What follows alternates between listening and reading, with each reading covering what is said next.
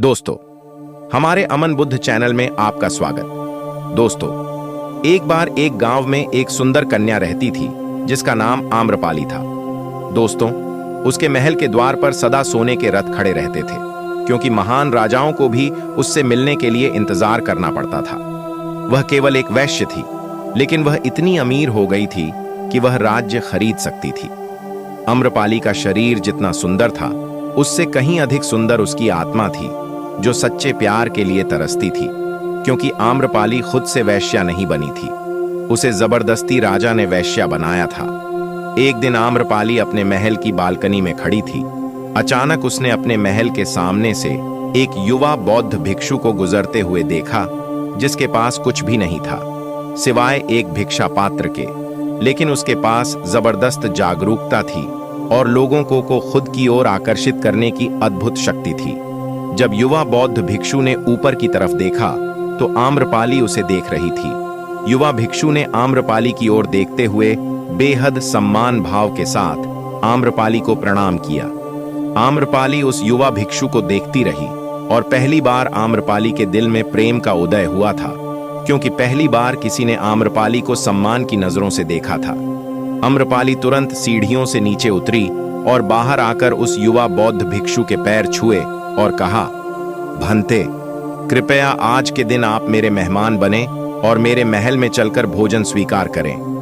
आगे आम्रपाली ने कहा, कृपया मेरे निमंत्रण को न कहे, क्योंकि पहली बार मैंने किसी को बुलाया है। मुझे हजारों बार राजाओं और सम्राटों द्वारा आमंत्रित किया गया, लेकिन मैंने कभी किसी को आमंत्रित नहीं किया है। यह मेरा पहला निमंत्रण है। युवा भिक्षु ने सम्मानपूर्वक आम्रपाली का निमंत्रण स्वीकार करते हुए भोजन ग्रहण किया। भोजन देने के बाद आम्रपाली ने कहा, संत, आज से 3 दिनों के बाद बारिश का मौसम शुरू होने वाला है, जो कि अगले 4 महीनों तक रहेगा, और मैं आपको अपने घर में 4 महीने रहने के लिए आमंत्रित करती हूँ। आने वाले 3 महीनों के लिए यह महल आपका आश्रय होगा। मैं आपको पूर्ण रूप से आश्वस्त करती हूँ कि मैं किसी भी प्रकार से आपके ध्यान की बाधा नहीं बनूंगी, बल्कि मुझसे जितना हो सकेगा आपके ध्यान की सुविधाओं को सुगम बनाने का प्रयास करूंगी। दरअसल बौद्ध भिक्षु साल के 8 महीने गांव घूमकर बौद्ध धर्म का प्रचार करते हैं, और 4 महीने वह एक ही जगह रहते हैं जहां उन्हें आश्रय मिल जाता है। युवा बौद्ध भिक्षु ने कहा, माफ कीजिएगा, लेकिन इस विषय में मैं स्वयं निर्णय नहीं ले सकता। मैं आपके प्रस्ताव के विषय में बुद्ध से पूछूंगा। अगर वह मुझे अनुमति देंगे तो मैं आपके महल में रुक जाऊंगा। वह बौद्ध भिक्षु वहां से चला गया। इससे पहले कि वह युवा भिक्षु बुद्ध के पास पहुंचता और आम्रपाली के प्रस्ताव के बारे में कुछ बताता, उससे पहले वहां पर मौजूद अन्य भिक्षु बुद्ध के पास पहुंच गए और बुद्ध से कहा, बुद्ध, आप उस युवा भिक्षु को रोकिए। आम्रपाली ने उसे 4 महीने रहने के लिए अपने घर बुलाया। आम्रपाली एक वैश्य है और एक भिक्षु एक वैश्या के घर में 4 महीने रहे। यह सही नहीं है, इससे हमारे संघ में गलत संदेश जाएगा। बुद्ध ने कहा, कृपया आप लोग शांत हो जाइए और उस भिक्षु के आने की प्रतीक्षा करें।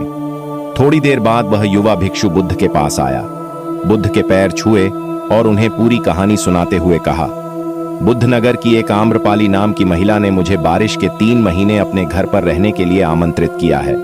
मैंने उसके निमंत्रण का अभी कोई जवाब नहीं दिया। मैंने उससे कहा है कि अगर आप मुझे उसके घर रहने की आज्ञा देंगे, तभी मैं उसके घर पर रहने के लिए आऊंगा। अतः बुद्ध, आप जो कहेंगे मैं वही करूंगा। उस युवा भिक्षु ने आम्रपाली के विषय में वैश्या शब्द का प्रयोग न करते हुए केवल महिला शब्द का प्रयोग किया। बुद्ध ने उस युवा भिक्षु की आंखों में देखा और कहा, तुम रह सकते हो। तभी अचानक बूढ़ा भिक्षु खड़ा हुआ और बोला कि बुद्ध, यह गलत है। यह युवा भिक्षु एक सच्चाई छुपा रहा है। इसका कहना है कि एक आम्रपाली नाम की महिला ने अपने घर पर रहने के लिए आमंत्रित किया है, लेकिन वह एक महिला नहीं है, वह एक वैश्य है। बुद्ध ने कहा, मैं जानता हूं, और क्योंकि इसने वैश्य शब्द का प्रयोग नहीं किया, इसका अर्थ है इसके मन में उसके लिए सम्मान का भाव है, इसलिए मैं इसको वहां रहने की अनुमति दे रहा हूं। वहां मौजूद हजारों भिक्षुओं को विश्वास नहीं हो रहा था कि बुद्ध ने एक युवा भी को एक वैश्याख के घर में रहने की इजाजत दे दी है। अगले 3 दिनों के बाद वह युवा भिक्षु आम्रपाली के घर रहने के लिए चला गया। उसके जाते ही वहां पर उपस्थित अन्य भिक्षु उसके विषय में तरह तरह की बातें बनाने लगे। बुद्ध ने सभी को शांत करते हुए कहा, मुझे मेरे भिक्षु पर विश्वास है। मैंने उसकी आंखों में देखा है कि उसके भीतर तनिक भी भोग की इच्छा नहीं थी। अगर उस भिक्षु का ध्यान गहरा है तो वह आम्रपाली के दिल को परिवर्तित कर देगा, और अगर भिक्षु का ध्यान गहरा नहीं है तो आम्रपाली अपने शारीरिक आकर्षण से भिक्षु को परिवर्तित कर देगी। यह एक प्रश्न है, ध्यान और शारीरिक आकर्षण के मध्य, जिसका उत्तर हमें 3 माह के बाद मिलेगा। बुद्ध की बात सुनकर वहां उपस्थित भिक्षुओं ने कहा कि बुद्ध उस युवा भिक्षु पर बहुत अधिक भरोसा करके अनावश्यक जोखिम उठा रहे हैं। वह भिक्षु युवा है और आम्रपाली बहुत सुंदर है। समय प्रारंभ हुआ और माह बीत गए। वह युवा भिक्षु वापस आया। उसने बुद्ध के पैर छुए और उस युवा भिक्षु के पीछे आम्रपाली भी आई। उस युवा भिक्षु ने आम्रपाली का बुद्ध से परिचय कराते हुए कहा, बुद्ध, यह आम्रपाली है और यह आपसे दीक्षित होना चाहती हैं। यह एक अनोखी महिला है। यह न केवल सुंदर है बल्कि इनकी आत्मा उतनी ही शुद्ध है जितनी आप कल्पना कर सकते हैं।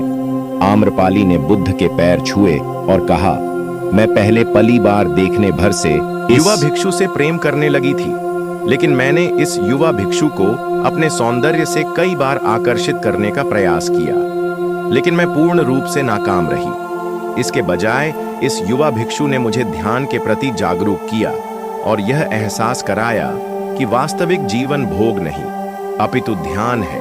इसलिए बुद्ध, मैं अपनी सारी संपत्ति आपके भिक्षुओं को दान में देना चाहती हूँ और शेष जीवन ध्यान में बिताना चाहती हूँ। इसके बाद आम्रपाली बुद्ध के शिष्यों में पहली महिला हुई जिन्हें आत्मज्ञान की प्राप्ति हुई। बुद्ध ने अपने पंथ के सभी शिष्यों से कहा, यदि तुम वैश्या की संगति से डरते हो तो उस डर का उस वैश्या से कोई लेना देना नहीं है, बल्कि वह डर तुम्हारे बेसुध मन की उपज है, क्योंकि तुमने अपनी कामुकता को दबा दिया है। अगर दोस्तों वीडियो अच्छी लगी हो तो हमारे अमन बुद्ध चैनल को सब्सक्राइब जरूर